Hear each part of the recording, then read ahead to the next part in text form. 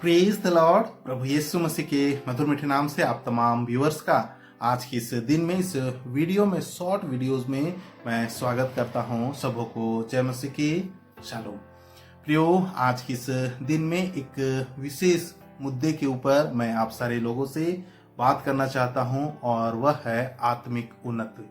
प्रियो, हर एक मसीह का, हर एक विश्वासी का ये सवाल होता है और वो उसके अंदर ये इच्छा भी होती है कि मैं अपने जीवन में किस तरह से वो आत्मिक रूप से उन्नत हूँ।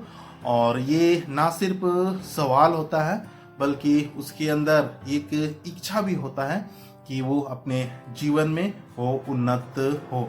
और ये एक जायज इच्छा है, ये इच्छा होना चाहिए।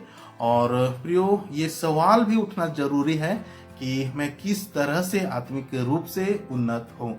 और ये एक गंभीर मुद्दा है। आप अपने जीवन में उन्नत हो, इस बात के लिए कौन रिस्पॉन्सिबल है, ये भी एक गंभीर सवाल है और इसके ऊपर विचार करने की आवश्यकता है।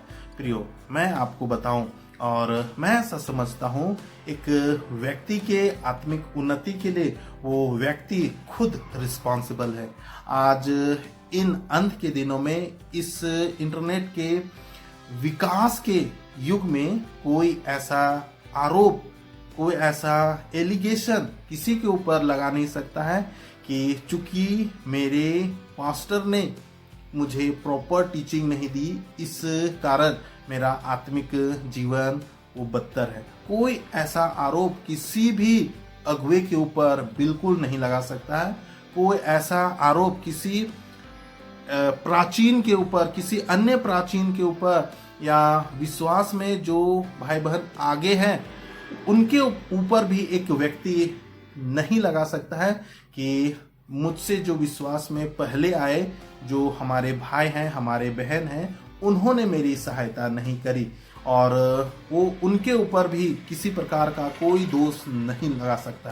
प्रियो, एक व्यक्ति अपने जीवन में किस तरह से उन्नत होगा, इस गुत्थी को उसे खुद ही सुलझाना होगा, इसका जवाब उसे खुद ही ढूंढना होगा। प्रियो, एक व्यक्ति आज बाइबल स्टडी के लिए किसी के ऊपर वो डिपेंड रहे, ये संकुचित दायरा अब नहीं रहा। अब इंटरनेट जो है वो हर एक व्यक्ति के एक्सेस में है। वो खुद वो इंटरनेट में जाए, यूट्यूब में जाए, अच्छे चैनल्स को सब्सक्राइब करे, अच्छे चैनल में टीचिंग को ले। आज इंटरनेट के अंतर्गत, यूट्यूब के अंतर्गत कई सारे आप संदेशों को सुन सकते हैं, कई सारे वीडियोस अवेलेबल है। आप इंटरनेट के अंतर्गत कई सारे आर्टिकल को पढ़ेंगे, कई सारे बुक्स हैं, कई सारे कमेंट्रीज हैं और कई सारे ऐसे टूल्स अवेलेबल है जिससे एक व्यक्ति अपने आत्मिक उन्नति को हासिल कर सकता है, वो आत्मिक रूप से उन्नत हो सकता है। तो दोषारोपण करके अपने प्रयासों के ऊपर कोई पर्दा डालने का गलती ना करे। उसे खुद प्रयास करना होगा, उसे खुद मेहनत करना पड़ेगा, उसे खुद पवित्र आत्मा के सबमिशन में आना होगा, पवित्र आत्मा के अधीनता को स्वीकार करना होगा, उसे खुद घुटना में आना पड़ेगा और तब अपने आत्मिक जीवन में वो उन्नत हो सकता है।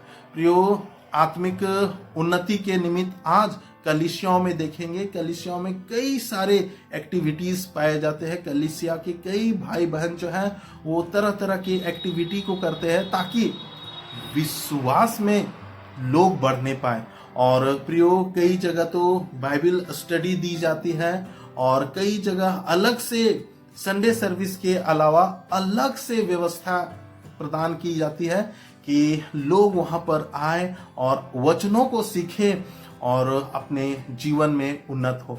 और विश्वासियों का आलम ये रहता है कि संडे सर्विस के अलावा जितने भी फैसिलिटीज चर्च की ओर से अवेलेबल होती है, चाहे वो बाइबल क्लास का हो और या तो किसी अन्य प्रकार का हो, उनके ऊपर वो बिल्कुल भी इंटरेस्ट नहीं दिखाते हैं और ना ही शामिल होते हैं। तो प्रियो, ऐसे में एक व्यक्ति कैसे उन्नत हो सकता है?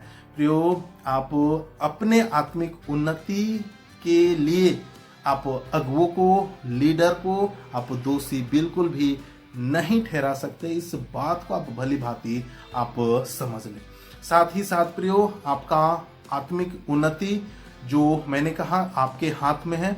आपको नियमित ढंग से प्रार्थना करना चाहिए, आपको नियमित रूप से बाइबल अध्ययन करना चाहिए, आपको नियमित रूप से फेलोशिप में आपको आना चाहिए। तभी आप नियमित रूप से आप अपने जीवन में आप क्रमबद्ध तरीके से आप उन्नत हो सकते हैं। तो प्रियो, आत्मिक उन्नति का ये मुद्दा जो है हर एक व्यक्ति का पर्सनल मुद्दा है, वो आपसे जुड़ा हुआ मामला है, आपसे कंसर्न है। तो इसके लिए आप ही को इनिशिएटिव लेना है और इसके लिए आप दूसरों को बिल्कुल दोषी नहीं ठहरा सकते हैं और आत्मिक उन्नति के लिए आप किसी दूसरे को आप ब्लेम नहीं कर सकते। सारी बातों के लिए हम परमेश्वर को धन्यवाद देते हैं और मैं ऐसा समझता हूँ कि आत्मिक उन्नति का ये जो मुद्दा है, इस गंभीर मुद्दा को आप जरूर समझ पाए। प्रभु आपको आशीष दे। सबको जय मसीह।